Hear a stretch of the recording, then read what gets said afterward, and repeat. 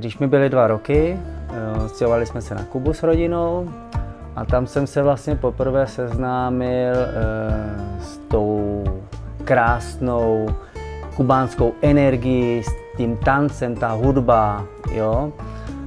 A díky přátelům mýho otce jsem se vlastně k tomu tanci dostal. A když jsem si to zkusil, tak to byla úplná droga, jo.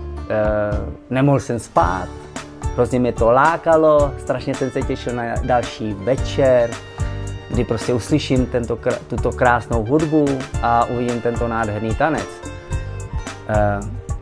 Když jsem se vrátil do Čech, tak jsem se tu seznámil s úplně tím nejlepším, úžasnějším člověkem a tanečníkem, lektorem Mandy Valdez, který mi pomohl rozvíjet se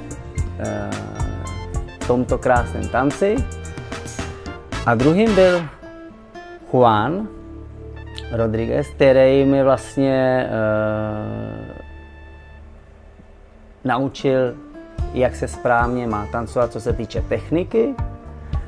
A když jsem spojil tyto 2 úžasné lektory, tak jsem si vytvořil svůj vlastní styl. A ten zbytek, to byla to, co je v krvi, to, co jsem si přinesl z Kuby, to je to, co se každý den snažím ukázat na parketě, tuhle nádhernou vášnivou, tento temperamentní tanec, tu krev, kterou mám v žilách.